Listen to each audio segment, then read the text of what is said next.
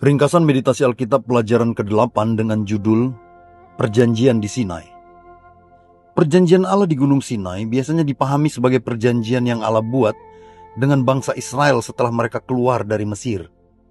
Janji itu tertulis dalam bentuk 10 hukum Taurat.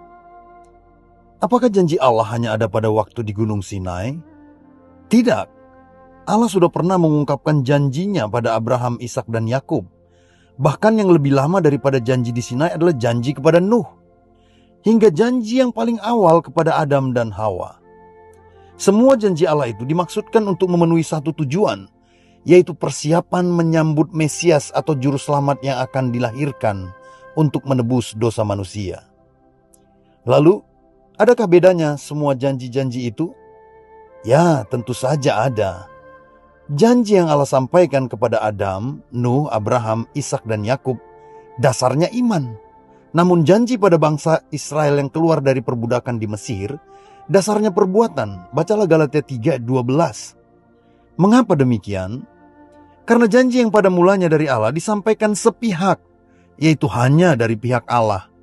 Biasanya janji akan mengikat dua oknum dalam hak dan kewajiban. Namun janji Allah pada mulanya tidak demikian. Artinya, tidak ada tuntutan hak dan kewajiban kecuali dari Allah sendiri. Manusia yang menerima janji itu diminta untuk percaya saja. Itu sebabnya ada ciri khas yang mendasar ketika janji Allah itu disampaikan, yaitu ungkapan yang senantiasa dipakai Allah. Aku akan, secara berulang-ulang dalam setiap bunyi janji yang disampaikan Allah, dan tidak ada tuntutan kewajiban dari pihak manusia. Pada awalnya Tuhan menawarkan janji itu melalui Musa kepada bangsa Israel yang diperbudak di tanah Mesir. Bacalah dengan teliti Keluaran 6 ayat 6-8. Janji Tuhan itu terdengar sepihak seperti yang Allah katakan kepada tokoh-tokoh iman terdahulu. Berulang kali Tuhan memakai ungkapan, Aku akan, Aku akan, Aku akan.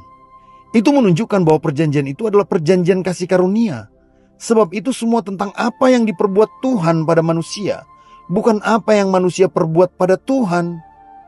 Namun ironisnya, bangsa Israel itu tidak mendengar janji itu dan menolaknya.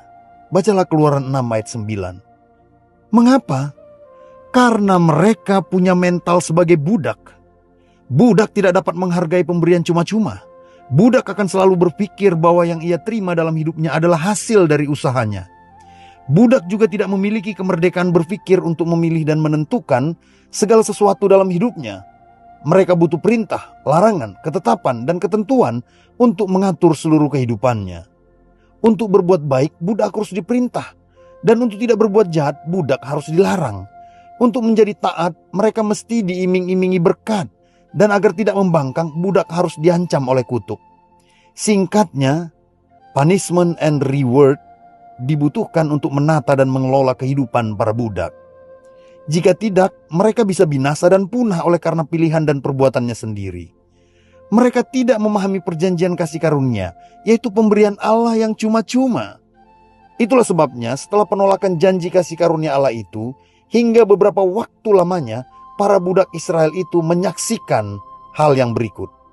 Yang pertama 10 tulah, Keluaran 7-12. Yang kedua 10 berkat, Keluaran 14-17. Yang ketiga hari dan tanda peringatan, Keluaran 12 dan 13. Yang keempat hierarki dan pendelegasian, Keluaran 18. Nah, barulah pada pasal 19, Allah mengingatkan kembali keempat perkara itu dengan berkata, Kamu sendiri telah melihat apa yang kulakukan pada orang Mesir, dan bagaimana aku telah mendukung kamu di atas sayap Raja Wali, dan membawa kamu kepadaku. Keluaran 19 ayat 4. Kemudian Allah mengucapkan janjinya dengan menuntut respon bangsa itu kepadanya dengan berkata, Jika kamu sungguh-sungguh mendengarkan firman-Ku dan berpegang pada perjanjian-Ku.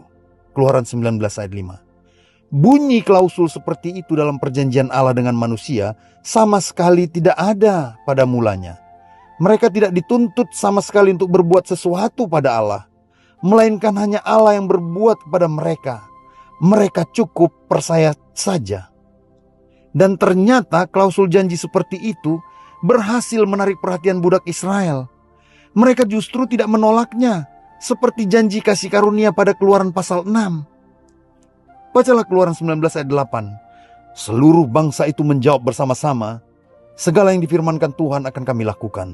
Lalu Musa pun menyampaikan jawab bangsa itu kepada Tuhan. Sekali lagi, ternyata klausul perjanjian seperti ini yang cocok pada para budak.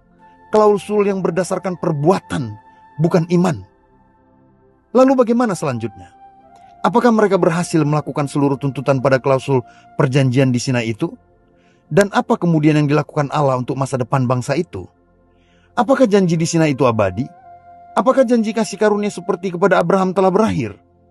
Anyway, apakah status Anda saat ini budak atau anak? Dan apakah hidup yang Anda jalani saat ini berdasarkan perbuatan atau berdasarkan iman? Untuk memahami semua ini lebih luas dan lebih dalam, mari nikmati live streaming podcast Meditasi Alkitab pada hari Selasa depan, tanggal 19 Agustus 2025 bersama Pendeta Manuntun Nuta Soid dan Bapak Yoni Prasetya Tomo dari Studio Ulibana. Haleluya, Tuhan memberkati.